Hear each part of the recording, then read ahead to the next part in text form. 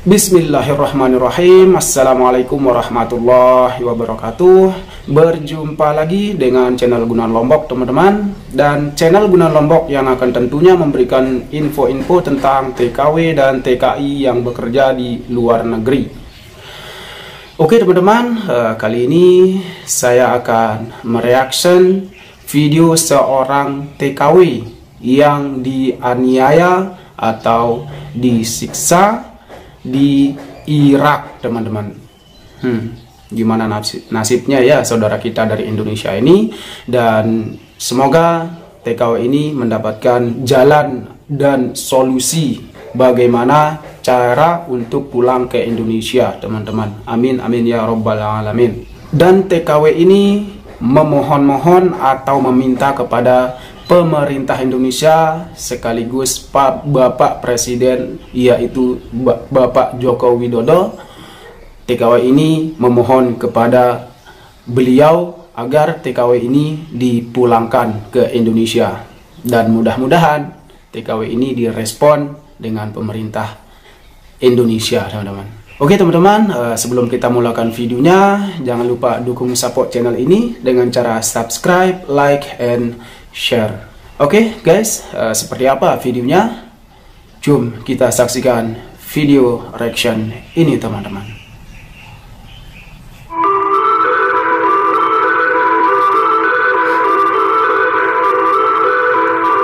Pak, tolong saya Pak, tolong pulangkan saya dari Erbil Pak Polisi, Pak Jokowi, tolong saya, pulangin aku ke Indonesia. Aku diperlakukan tidak manusiawi di sini Pak. Saya disiksa, saya dikurung, saya nggak dikasih makan. Tolong saya Pak, pulangkan saya ke Indonesia Pak. Ibu Menteri, Bapak Ketua LSM, tolong saya, pulangkan saya ke Indonesia.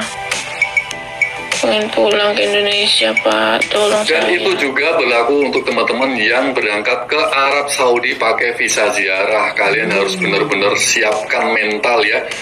Dapat majikan baik ataupun tidak, kalian harus siap. Kalau kalian cuma siapnya dapat majikan baik, dan kalau dapat majikan nggak baik nggak siap, mending nggak usah gitu. Jadi kalian harus dalam pikiran itu hal-hal terburuk yang harus kalian persiapkan. Misalkan nih, dapat majikan nggak baik, tidur berapa jam, kerja kayak robot, itu di Arab Saudi kalian harus sudah terbiasa. Kalau siap, berangkat. Kalau nggak siap, nggak usah. Karena sampai tadi malam, itu masih banyak teman-teman TKW yang ngechat WhatsApp ke saya, Mas, aku pakai visa ziarah baru 3 bulan, baru 1 bulan, baru 4 bulan, aku pengen banget pulang, gimana caranya, kasih solusi, gitu. Ya, aku kasihan banget, karena aku tidak bisa membantu langsung proses untuk dipulangkan, karena untuk pulang ke Indonesia juga harus melewati beberapa proses yang pastinya harus melewati majikan dulu, dan majikan nggak segampang itu melepas kalian untuk pulang ke Indonesia. Ada juga yang misalkan gini, TKW, Mas, aku pakai visa ziarah, diperpanjang dan maksimal 6 bulan harus dipulangkan kan. Jadi mereka berpikir bahwa 6 bulan, 9 bulan itu harus dipulangkan ke Indonesia. Nggak segampang itu. Majikan juga nggak semudah itu melepaskan kalian. Majikan sudah bayar mahal kalian untuk menerbangkan dari Indonesia ke Arab Saudi. Jadi nggak segampang itu memulangkan kalian semua dengan ya biasa-biasa aja gitu. Jadi kalian harus biasanya diminta untuk ganti rugi. Jadi buat teman-teman yang mungkin nggak betah, kalau bisa nggak usah bilang aku pengen pulang, karena takutnya nanti kalian akan semakin dibatasin, diperketat, dipersulit, mungkin gajinya ditahan, itu yang jadi resiko. Kalau sudah terlanjur di sini, kalian harus tegas ke majikan. Saya manusia seperti kamu, saya butuh istirahat, saya butuh kerja, saya butuh makan juga. Kalau cuma kerja-kerja aja, berapa gaji yang kalian berikan? Ngomong aja kayak gitu. Kalau cuma gajinya 1.000, 1.200, untuk apa saya kerja seperti robot? Kamu butuh istirahat, aku juga sama butuh istirahat. Sekarang udah jam waktunya istirahat, aku nggak mau kerja lagi. Intinya gitu. Pokoknya kalian harus berani, oke? Harus berani kalau benar. Assalamualaikum warahmatullahi wabarakatuh. Apa kabar kalian semua? Semoga selalu dalam lindungan Allah Subhanahu wa Ta'ala. Amin. Jadi tadi itu adalah video yang dikirim oleh salah satu TKW yang dikirim ke Erbil, Irak, dan berharap pengen dipulangkan ke Indonesia karena beliau mendapatkan perlakuan yang tidak baik dari majikannya. Jadi semoga aja bisa cepat-cepat cepat dipulangkan sama perwakilan pemerintah Indonesia ya, karena kasihan banget. Untuk teman-teman perlu diketahui, mohon dikoreksi apabila keliru ya, jadi Irak itu bukan negara penempatan untuk para TKI, khususnya para TKW, karena di sana juga ekonominya juga sedang tidak baik-baik saja gitu. Jadi sangat tidak mungkin kita ngirimkan tenaga kerja ke sana secara resmi, oke? Jadi teman-teman juga harus tahu, karena yang dikirim ke sana juga nggak sedikit, cukup banyak, dan kebanyakan mereka minta pulang ke Indonesia.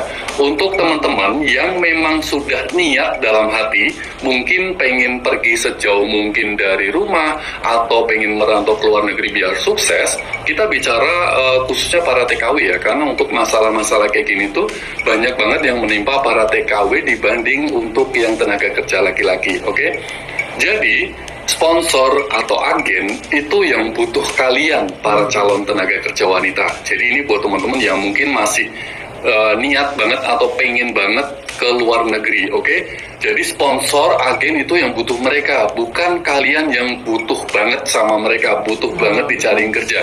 Kalau pengen ke luar negeri, sebenarnya banyak sponsor-sponsor yang bisa lebih baik dari orang-orang yang mungkin akhirnya dikirim ke Irak. Itu ada jauh lebih banyak yang lebih baik dari sponsor kayak gitu, oke? Kalian jangan terlalu merendah, kemudian ngikutin apa kata sponsor atau agen, mungkin dikirim ke sana, kerjaannya apa, kalian ngikut, yang penting saya kerja gitu.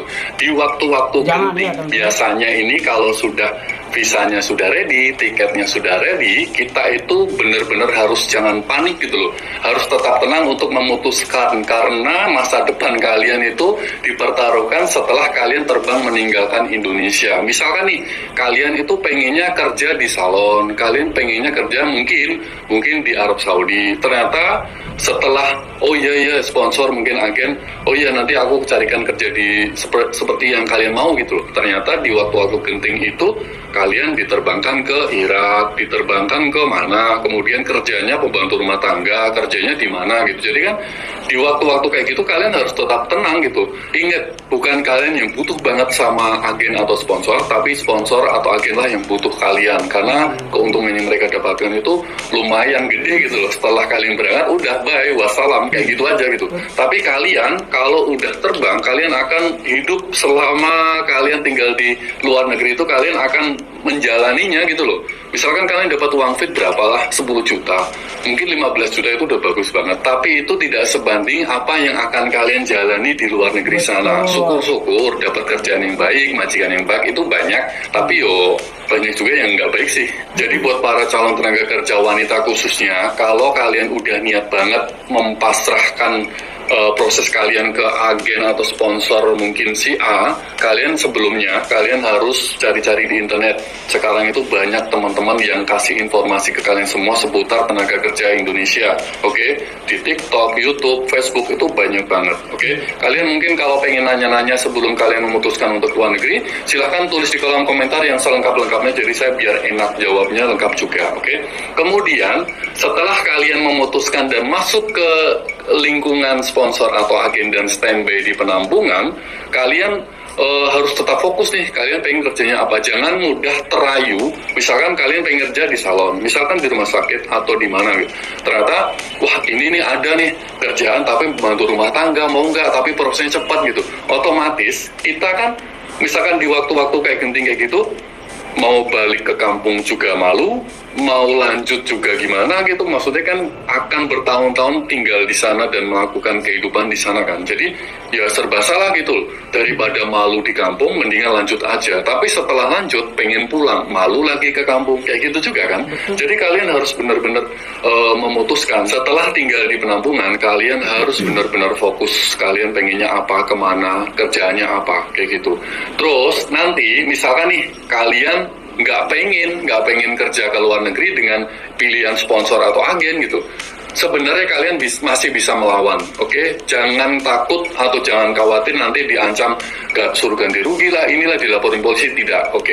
Misalkan nih, kalian sudah di bandara dan kalian pikirannya udah berubah, maksudnya keputusannya berubah dan gak pengen berangkat ke luar negeri karena kerjaannya, negara penempatannya, kalian juga bisa minta tolong di bandara, oke? Jadi misalkan nih, saya kasih contoh nih, kalian, wah, nggak enak nih sama sponsor udah ngasih duit, nggak enak nih udah dibantuin cari kerjaan. Oke, mungkin selama proses tiket, imigrasi, udah lolos masuk ke ruang tunggu, kalian benar-benar pikirkan sebelum terbang, mendingan gak usah berangkat dan malu di kampung mungkin, atau kalian bisa merantau ke mana dulu gitu sebelum pulang ke kampung, daripada kalian akan menanggung selama bertahun-tahun.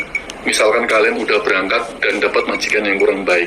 Jadi pas di ruang tunggu, sebenarnya kalian bisa membatalkan penerbangan kalian dan nggak usah berangkat gitu. Waktunya pesawat terbang, ya udah nggak usah berangkat.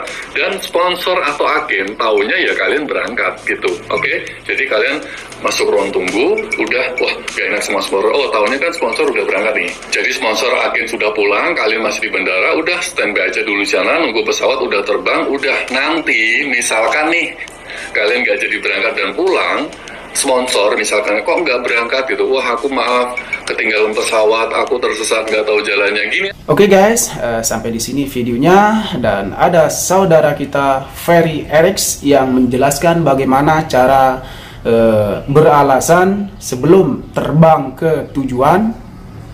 Saya harap teman-teman yang suka merantau TKI maupun TKW akan menyimak sampai tuntas video ini agar saudara-saudara yang hobi merantau bisa paham dan mengerti tata cara untuk melawan kemajikan. Melawan dalam arti yang benar lah teman-teman. Jangan bersalah itu melawan itu tidak baik ya teman-teman. Oke guys, terima kasih sudah menonton, dan jangan lupa dukung support channel ini dengan cara subscribe, like, dan share. Assalamualaikum warahmatullahi wabarakatuh.